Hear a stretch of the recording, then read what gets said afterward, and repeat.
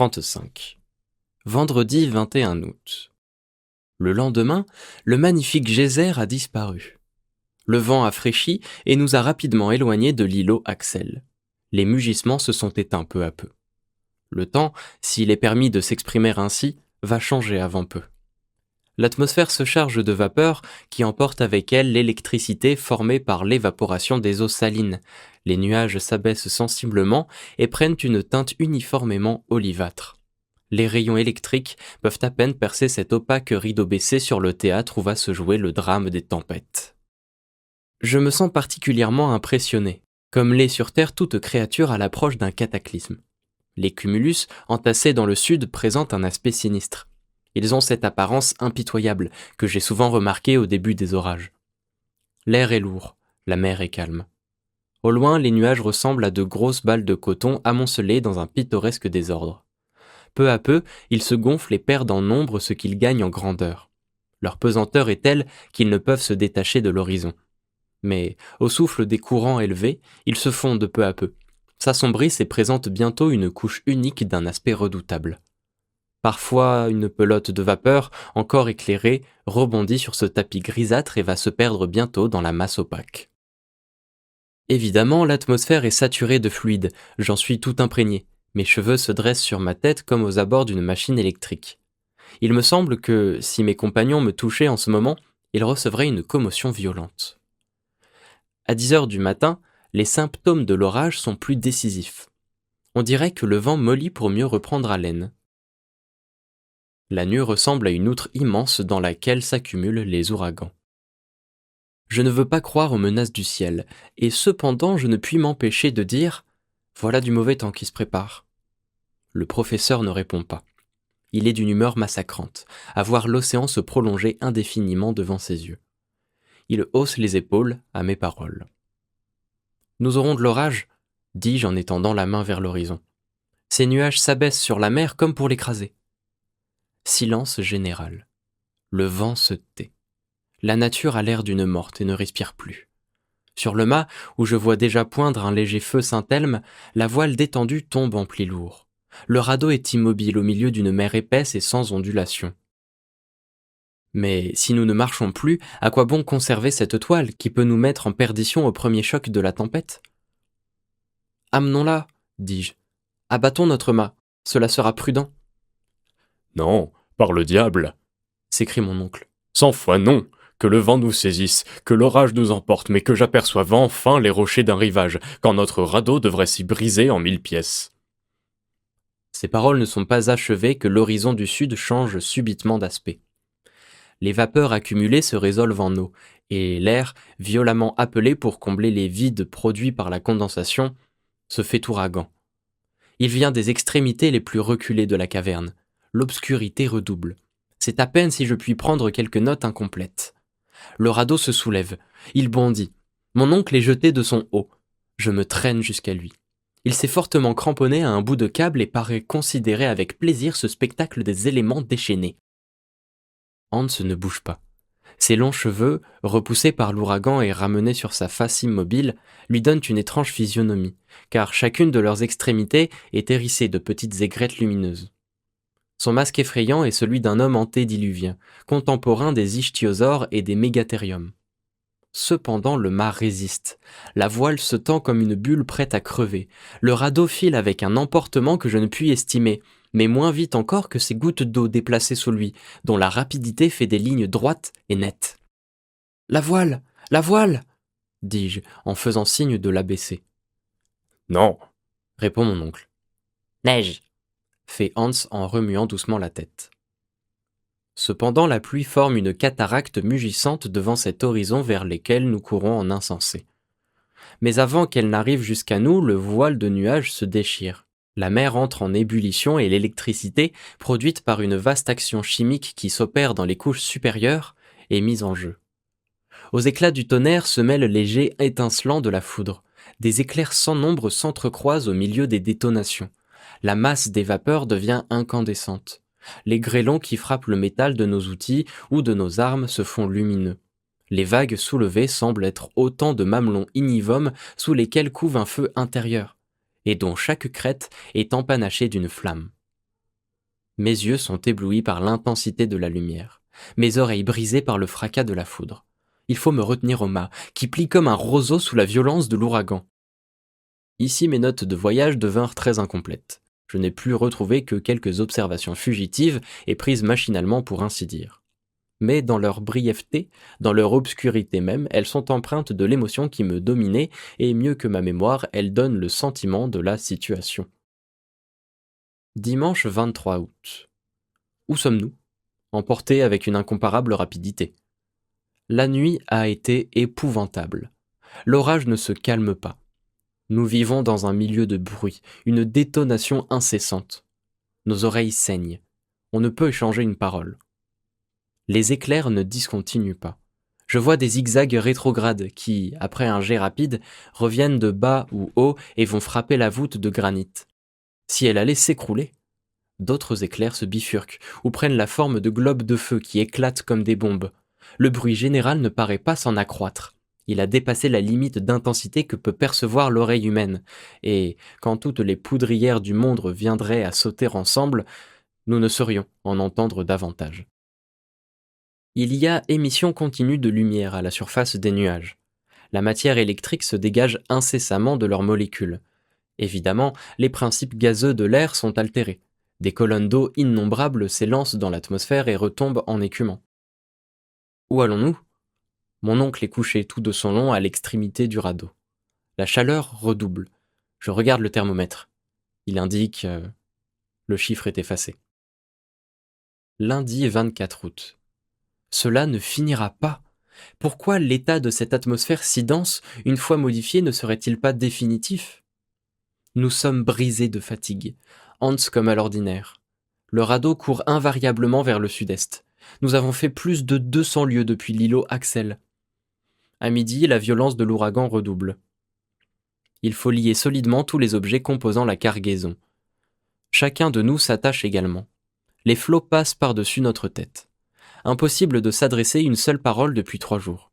Nous ouvrons la bouche, nous remuons nos lèvres, il ne se produit aucun son appréciable. Même en se parlant à l'oreille, on ne peut s'entendre. Mon oncle s'est approché de moi. Il a articulé quelques paroles. Je crois qu'il m'a dit « Nous sommes perdus ». Je n'en suis pas certain. Je prends le parti de lui écrire ces mots. « Amenons notre voile ». Il me fait signe qu'il y consent. Sa tête n'a pas eu le temps de se relever de bas en haut qu'un disque de feu apparaît au bord du radeau.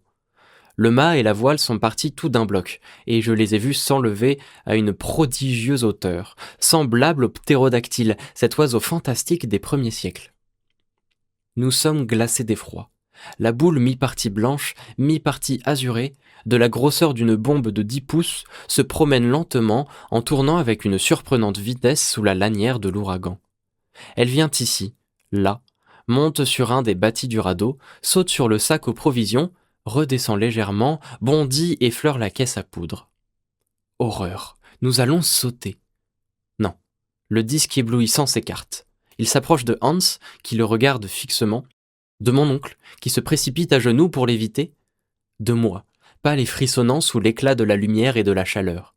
Il pirouette près de mon pied, que j'essaie de retirer. Je ne puis y parvenir. Une odeur de gaz nitreux remplit l'atmosphère. Elle pénètre le gosier, les poumons. On étouffe. Pourquoi ne puis-je retirer mon pied ? Il est donc rivé au radeau ? Ah, la chute de ce globe électrique a aimanté tout le fer du bord. Les instruments, les outils, les armes s'agitent en se heurtant avec un cliquetis aigu. Les clous de ma chaussure adhèrent violemment à une plaque de fer incrustée dans le bois. Je ne puis retirer mon pied.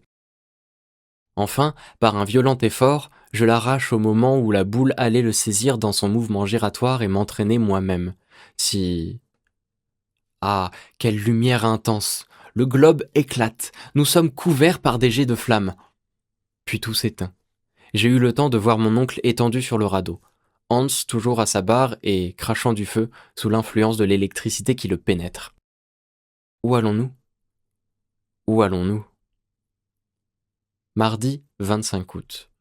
Je sors d'un évanouissement prolongé. L'orage continue. Les éclairs se déchaînent comme une couvée de serpents lâchés dans l'atmosphère. Sommes-nous toujours sur la mer ? Oui, et emportés avec une vitesse incalculable. Nous avons passé sous l'Angleterre, sous la Manche, sous la France, sous l'Europe entière peut-être. Un bruit nouveau se fait entendre. Évidemment, la mer qui se brise sur des rochers. Mais alors... 36. Ici se termine ce que j'ai appelé le journal du bord, si heureusement sauvé du naufrage. Je reprends mon récit comme devant. Ce qui se passa au choc du radeau contre les écueils de la côte, je ne saurais le dire. Je me sentis précipité dans les flots, et si j'échappais à la mort, si mon corps ne fut pas déchiré sur les rocs aigus, c'est que le bras vigoureux de Hans me retira de l'abîme. Le courageux Islandais me transporta hors de la portée des vagues, sur un sable brûlant où je me trouvais côte à côte avec mon oncle. Puis il revint vers ces rochers auxquels se heurtaient les lames furieuses, afin de sauver quelques épaves du naufrage. Je ne pouvais parler. J'étais brisé d'émotion et de fatigue. Il me fallut une grande heure pour me remettre. Cependant, une pluie diluvienne continuait à tomber, mais avec ce redoublement qui annonce la fin des orages. Quelques rocs superposés nous offrirent un abri contre les torrents du ciel. Hans prépara des aliments auxquels je ne pus toucher, et chacun de nous, épuisé par les veilles de 3 nuits, tomba dans un douloureux sommeil. Le lendemain, le temps était magnifique. Le ciel et la mer s'étaient apaisés d'un commun accord. Toute trace de tempête avait disparu. Ce furent les paroles joyeuses du professeur qui saluèrent mon réveil. Il était d'une gaieté terrible. « Eh bien, mon garçon, s'écria-t-il. As-tu bien dormi ? N'eût-on pas dit que nous étions dans la maison de Königstrasse, que je descendais tranquillement pour déjeuner et que mon mariage avec la pauvre Grauben allait s'accomplir ce jour même ? Hélas, pour peu que la tempête eût jeté le radeau dans l'Est, nous avions passé sous l'Allemagne, sous ma chère ville de Hambourg, sous cette rue où demeurait tout ce que j'aimais au monde. Alors 40 lieues m'en séparaient à peine, mais 40 lieues verticales d'un mur de granit, et en réalité plus de 1000 lieues à franchir. Toutes ces douloureuses réflexions traversèrent rapidement mon esprit avant que je ne répondisse à la question de mon oncle. « Ah, ça !» répéta-t-il. « Tu ne veux pas me dire si tu as bien dormi ?»« Très bien, répondis-je. Je suis encore brisé, mais cela ne sera rien. »« Absolument rien. Un peu de fatigue et voilà tout. »« Mais vous me paraissez bien gai ce matin, mon oncle. »« Enchanté, mon garçon, enchanté. Nous sommes arrivés. » »« Au terme de notre expédition ? » ?»« Non, mais au bout de cette mer qui n'en finissait pas. Nous allons reprendre maintenant la voie de terre et nous enfoncer véritablement dans les entrailles du globe. »« Mon oncle, permettez-moi une question. »« Je te la permets, Axel. »« Et le retour ? » ?»« Le retour ? Ah, tu penses à revenir quand on n'est même pas arrivé ? » ?»« Non, je veux seulement demander comment il s'effectuera. » »« De la manière la plus simple du monde. Une fois arrivés au centre du sphéroïde, où nous trouverons une route nouvelle pour remonter à sa surface, où nous reviendrons tout bourgeoisement par le chemin déjà parcouru. J'aime à penser qu'il ne se fermera pas derrière nous. »« Alors il faudra remettre le radeau en bon état. »« Nécessairement. »« Mais les provisions en restent-ils assez pour accomplir toutes ces grandes choses ? » ?»« Oui, certes. Hans est un garçon habile, et je suis sûr qu'il a sauvé la plus grande partie de la cargaison. Allons nous en assurer d'ailleurs. » Nous quittâmes cette grotte ouverte à toutes les brises. J'avais un espoir qui était en même temps une crainte. Il me semblait impossible que le terrible abordage du bateau n'eût pas anéanti tout ce qu'il portait. Je me trompais. À mon arrivée sur le rivage, j'aperçus Hans au milieu d'une foule d'objets rangés avec ordre. Mon oncle lui serra la main avec un vif sentiment de reconnaissance. Cet homme, d'un dévouement surhumain dont on ne trouverait peut-être pas d'autre exemple, avait travaillé pendant que nous dormions, et sauvé les objets les plus précieux au péril de sa vie. Ce n'est pas que nous n'eussions fait des pertes assez sensibles, nos armes par exemple, mais enfin on pouvait s'en passer. La provision de poudre était demeurée intacte, après avoir failli sauter pendant la tempête. « Eh bien » s'écria le professeur. « Puisque les fusils manquent, nous en serons quittes pour ne pas chasser. » « Bon, mais les instruments ? » ?»« Voici le manomètre, le plus utile de tous, et pour lequel j'aurais donné les autres. Avec lui, je puis calculer la profondeur et savoir quand nous aurons atteint le centre. Sans lui, nous risquerions d'aller au-delà et de ressortir par les antipodes. » Cette gaieté était féroce. « Mais la boussole ? » demandai-je. « La voici, sur ce rocher, en parfait état, ainsi que le chronomètre et les thermomètres. Ah, le chasseur est un homme précieux. » Il fallait bien le reconnaître, en fait d'instruments, rien ne manquait. Quant aux outils et aux engins, j'aperçus, éparses sur le sable, échelles, cordes, pics, pioches, etc. Cependant, il y avait encore la question des vivres à élucider. « Et les provisions » dis-je. « Voyons les provisions, » répondit mon oncle.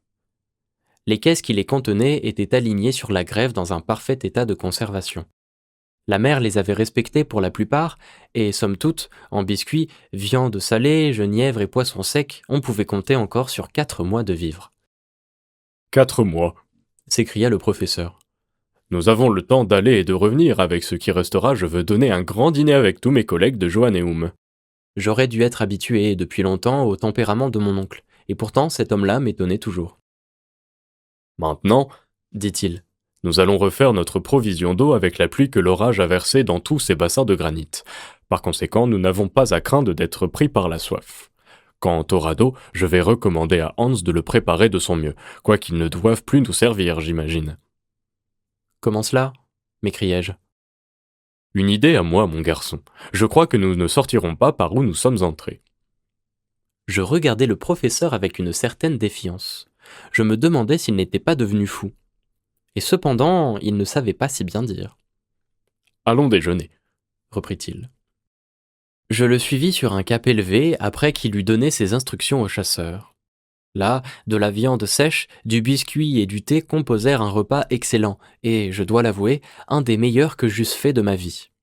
Le besoin, le grand air, le calme après les agitations, tout contribuait à me mettre en appétit. Pendant le déjeuner, je posai à mon oncle la question de savoir où nous étions en ce moment. Cela, dis-je, me paraît difficile à calculer. « À calculer exactement, oui, » répondit-il. « C'est même impossible, puisque pendant ces 3 jours de tempête, je n'ai pu tenir note de la vitesse et de la direction du radeau. Mais cependant, nous pouvons relever notre situation à l'estime. » En effet, la dernière observation a été faite à l'îlot du geyser. « À l'îlot Axel, mon garçon. Ne décline pas cet honneur d'avoir baptisé de ton nom la première île découverte au centre du massif terrestre. » Soit. À l'îlot Axel, nous avions franchi environ 270 lieues de mer et nous nous trouvions à plus de 600 lieues de l'Islande. Bien, partons de ce point alors et comptons 4 jours d'orage, pendant lesquels notre vitesse n'a pas pu être inférieure à 80 lieues par 24 heures. Je le crois. Ce serait donc 300 lieues à ajouter. Oui, et la mer Lindenbrock aurait à peu près 600 lieues d'un rivage à l'autre. Sais-tu bien, Axel, qu'elle peut lutter de grandeur avec la Méditerranée ? Oui, surtout si nous ne l'avons traversée que dans sa largeur. Ce qui est fort possible. Et, chose curieuse, ajoutai-je, si nos calculs sont exacts, nous avons maintenant cette Méditerranée sur nos têtes. Vraiment. Vraiment, car nous sommes à 900 lieues de Reykjavik. Voilà un joli bout de chemin, mon garçon. Mais que nous soyons plutôt sous la Méditerranée que sous la Turquie ou sous l'Atlantique, cela ne peut s'affirmer que si notre direction n'a pas dévié. Non, le vent paraissait constant. Je pense donc que ce rivage doit être situé au sud-est de Port Grauben. Bon, il est facile de s'en assurer en consultant la boussole. Allons consulter la boussole. Le professeur se dirigea vers le rocher sur lequel Hans avait déposé les instruments. Il était gai, allègre, il se frottait les mains, il prenait des pauses. Un vrai jeune homme. Je le suivis, assez curieux de savoir si je ne me trompais pas dans mon estime. Arrivé au rocher, mon oncle prit le compas, le posa horizontalement et observa l'aiguille qui, après avoir oscillé, s'arrêta dans une position fixe sous l'influence magnétique. Mon oncle regarda, puis il se frotta les yeux et regarda de nouveau. Enfin, il se retourna de mon côté, stupéfait. « Qu'y a-t-il » demandai-je. Il me fit signe d'examiner l'instrument. Une exclamation de surprise m'échappa. La fleur de l'aiguille marquait le nord, là où nous supposions le midi. Elle se tournait vers la grève au lieu de montrer la pleine mer. Je remuai la boussole, je l'examinai. Elle était en parfait état. Quelque position que l'on fit prendre à l'aiguille, celle-ci reprenait obstinément cette direction inattendue. Ainsi donc, il ne fallait plus en douter, pendant la tempête, une saute de vent s'était produite dont nous ne nous étions pas aperçus et avait ramené le radeau vers les rivages que mon oncle croyait laisser derrière lui.